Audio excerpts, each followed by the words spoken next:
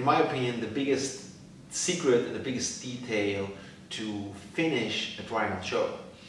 Triangle choke is very easy to get, yet it's pretty hard to finish when you have a guy who's trained in jiu-jitsu, has a good posture, has good strength in his upper body, shoulders, neck area. Then it's pretty difficult to finish. And I think when I look at the triangle chokes videos or people who are doing them, there's one big mistake that usually leads to failure of the triangle choke.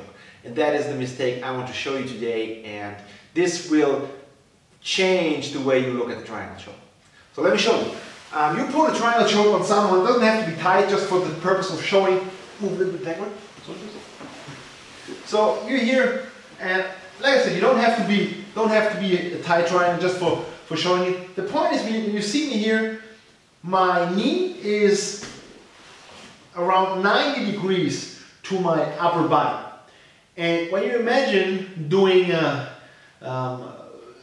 squat or leg press machine, you're pretty strong if your legs have this arc, you know.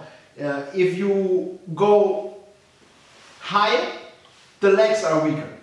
You know, it's the lowest part of the squat is the hardest part, you know. So when you have this position with a 90-degree angle, or even less than 90 degree, your legs are pretty strong, and you're able to push and withstand the force of your opponent. So when you have a triangle choke, I'm not closing it too much so he's not getting choked. If I have the choke and if I have this position here I could finish. But what happens most of the time, people grabbing the head and squeezing, but they forget about the relationship from their upper thigh to their body. So while it's squeezing and grabbing and doing, the guy is pushing my knee into my face. You see, and now I maybe crash and do all this stuff. But here, I'm pretty, you can hear my voice, I'm pretty useless, no strength at all. You know, I cannot, the only thing I can do is allow him to pass, to relieve the pressure. And tell you, this guy's 20 kilos lighter than myself, and I feel the pressure.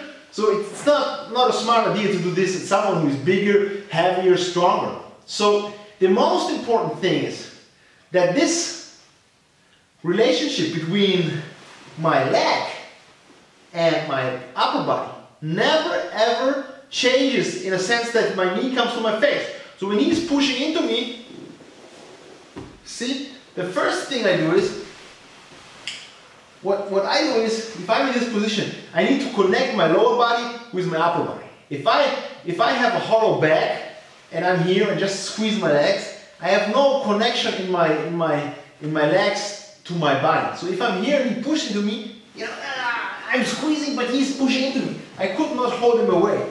What I do is, imagine here is his force. The force is coming down this way.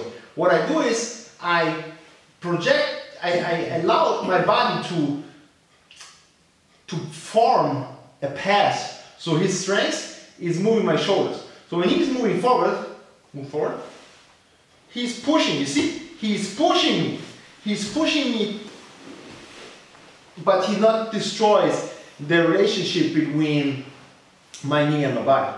So the key point here is, when you're choking, while you're choking, don't make yourself small.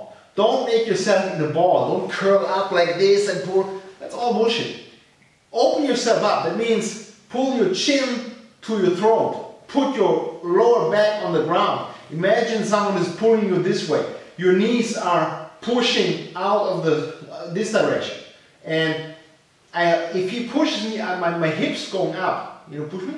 You see, my hips going up. So, and my legs pushing down. So he's pushing in the ground, not my knees against my chest. And if he pushes me, I could start to tighten up the choke and finish. But I could not allow him to do this. This is never a good ending.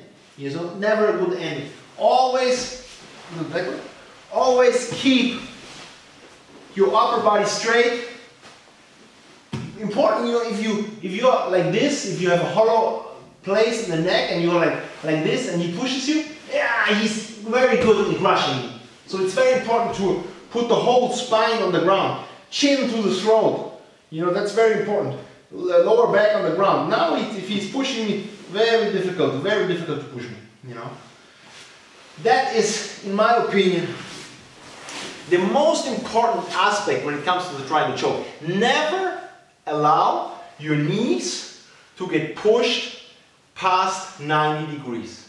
And also, what I showed you in another video when I was teaching the triangle choke, never sacrifice this arc just to get the triangle. Move your hips, move your shoulders, create space. And when you have the space, then use your legs. But don't try to pull and squeeze your legs if there is no space, because you're just destroying your structure.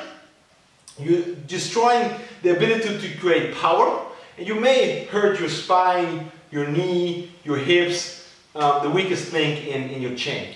So that's, in my opinion, the most important part of finishing a triangle choke. I hope it helps, and I'll see you soon.